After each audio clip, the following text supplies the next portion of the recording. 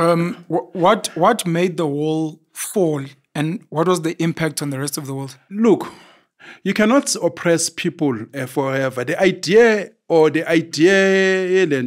Soviet socialism or communism, it was oppressive. I mean, people of North Korea, they're not allowed to move. People of Cuba. So they were more like, oppressing their own nation. That's why people, eventually they revolted because people want to be free. They look at America, they look at maybe movies, TV, McDonald's, burger.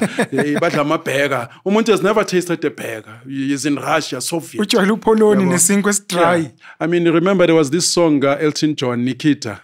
Sure. Elton John is this side. There's this Russian soldier, and you can see the envy. You go to, how is your country? That's why no magdalo sports. Abanye bebabaleka. Maybe you're going to Olympics. Yeah, I mean, like in Cuba, if you were a boxer, you know that you are as good as Evander Holyfield, but you could never be a millionaire. Yeah, You're doing this thing from Wikipedia. Yes. The fall of the Berlin Wall was November 9th, 1989. Yes. During the peaceful revolution, marked the beginning of the destruction of the Berlin Wall and the figurative Iron Curtain. As East Berlin transit restrictions were overwhelmed and discarded, sections of the wall were breached and planned deconstruction began the following June. It was one of the series of events that started the fall of communism in Central and Eastern Europe. Yes. The fall of the inner German border took place shortly afterward. At the end, an end to the Cold War was declared at the Malta summit in early December, and German reunification took place in October the following year. The fall of the Berlin Wall was the victory of capitalism. Yes. The reason I asked about the Berlin Wall is because, with the South African political landscape, I've been having a wish. Yes. It's not going to happen, but it's a fantasy. I fantasize about South Africa being split. And it doesn't have to be 50-50. It can be 20-80, 30-70, 40-60. Yes.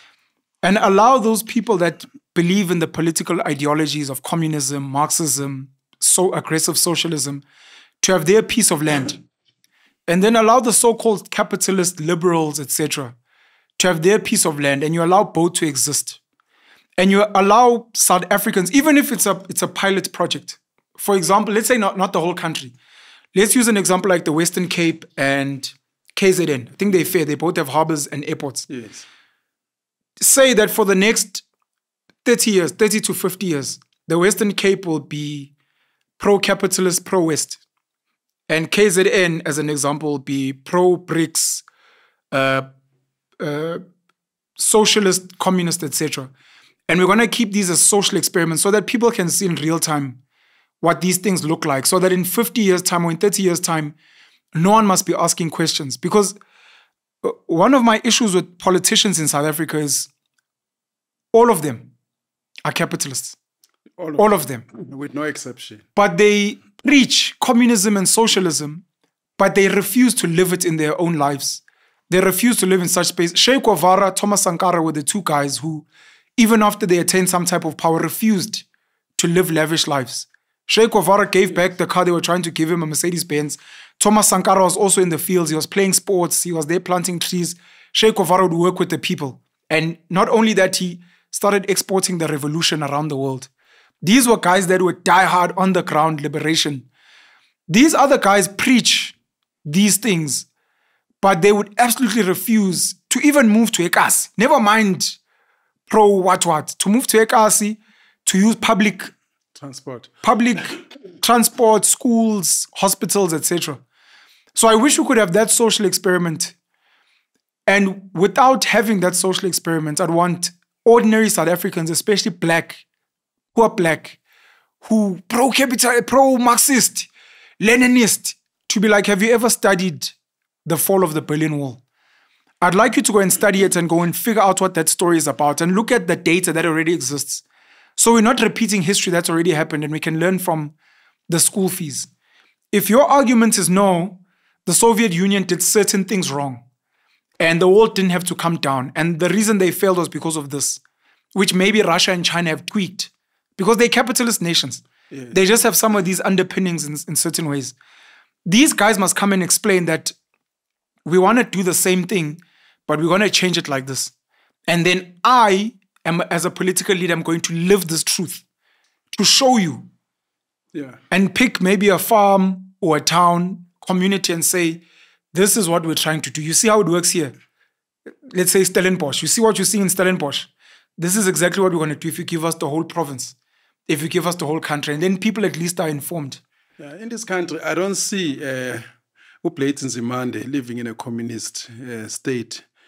Because most of these guys, whenever they preach communism, dictatorship of the proletariat, even the language, it's so 1960. They just want to kick the door and come in. But Mena, I would say this.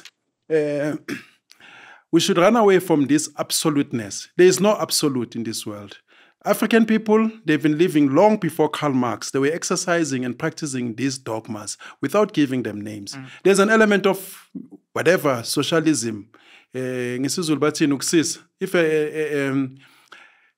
there was a poor man in the village who didn't have, livestock, they borrow him. They give him a few cows, a bull, yes, so that those cows can fall pregnant, give birth. Once his stock is back to some type of state, they give back the cows and the bull, maybe with some interest. That's an element of socialism. There was no old age homes. There were no orphanage homes. That's an element of socialism. And there were people who were prosperous. We had more livestock than others. That's an element of competition, growth. You can call it capitalism. So if you want to have a system, absolute good, this is communism or socialism. Human beings, they want to compete. You cannot cap human beings. They want to compete. Human beings, you know what? I want to do better than the other. I want to get 100 marks. Out of 100, I'm only 50. Next time, I'm going to 70. But what the Soviet, they were pushing is like that sameness. You cannot keep people sameness. Driving almost the same cars, wearing almost the same clothes. You can't, succeed for long, in that, because we human beings, we are competitive by nature. Allow those who want to compete. Those who want to live in sameness, live in sameness. Some other people, they want to live in suburbs. What do you do with them? Some other people, they are pushed, whether you call it greed or to do better. And those people, let's take an example about Oppenheimer. They have exploited the resources, but they've also employed people, whether they've given them a slave labor, conditions and salaries, but they saw it because of people like that, So there are certain things that can come out. As a state, you must look, out of these people, what do you do? Do we tax them, so that, it pours into the larger kit? But this thing, there's absoluteness. It can never work. This 100% blackness, it can never work. There are certain things that you'll need, in America.